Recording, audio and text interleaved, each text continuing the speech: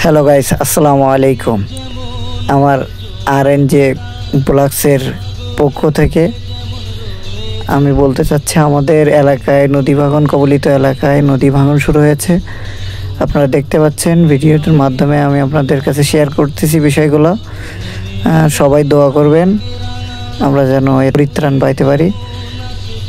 তো আর আমার পাশে থেকে সবাই লাইক, শেয়ার, কমেন্ট করে সবাইরে জানানোর ব্যবস্থা করে দেবেন।